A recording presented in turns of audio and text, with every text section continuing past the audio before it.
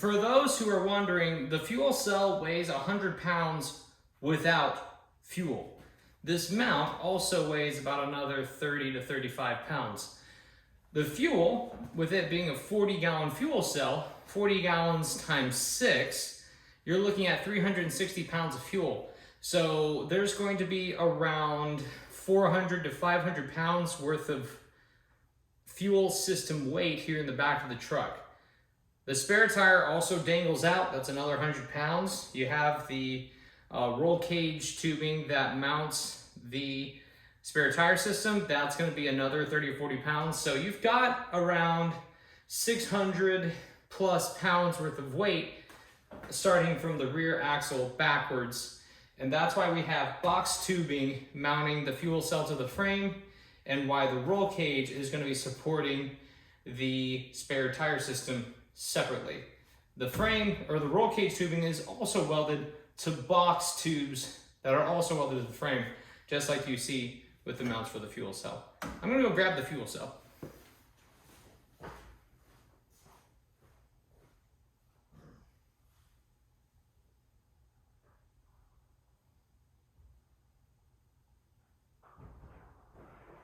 It's really big.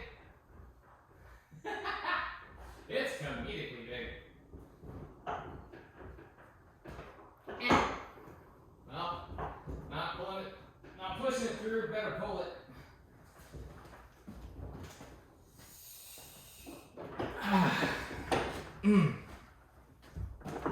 Come on, buddy. Yeah. This thing is so large. Okay. I have not checked this. I don't even know if I have enough floor room to make this work. You know what?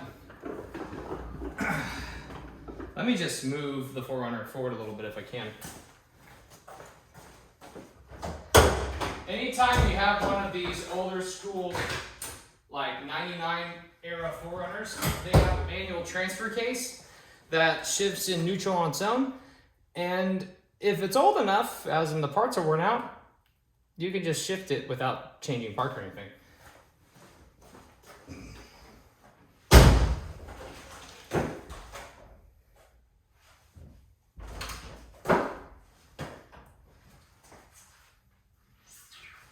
All right, we can still open the garage door, and that gained us a couple more inches worth of wiggle room for working with our fuel tank.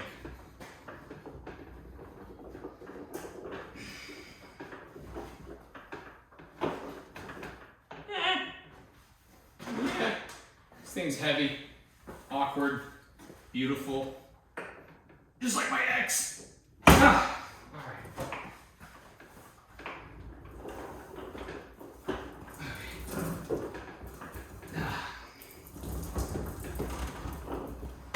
Okay, now we have the fuel cell aligned in front or behind all of the mounts.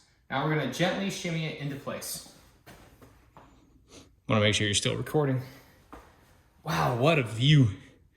That thing's a monster. Okay.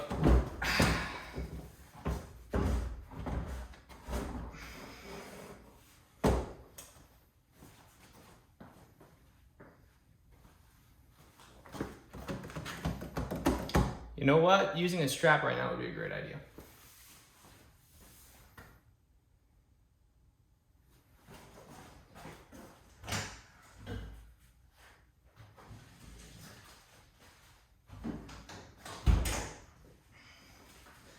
I don't have any of the mounts painted yet.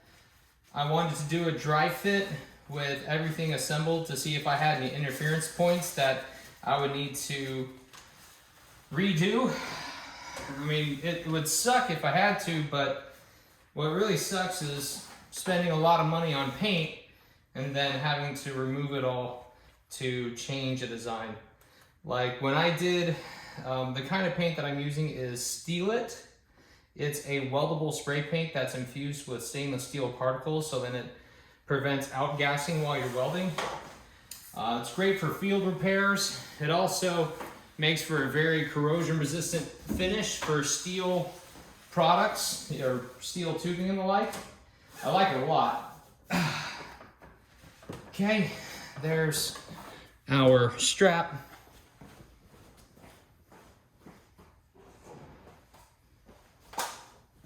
This stuff right here, I really like the silver version, but everything underneath the frame, I like painting black.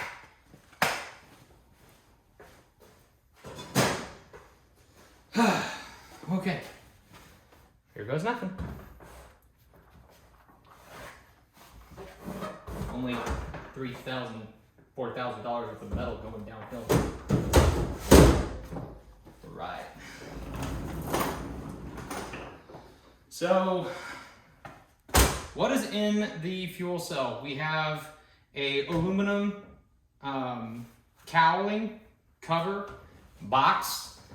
We have a fill plate. We have a collector, surge collector at the bottom of it.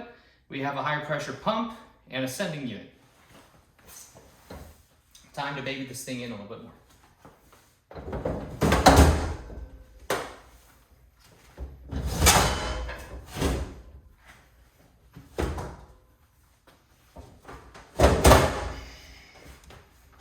Fuel cell is in place.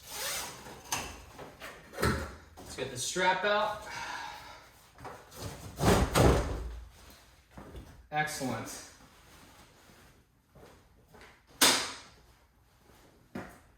Whoa! This looks so exciting! Check this out. Wow. Wow, wow, wow. There, I'll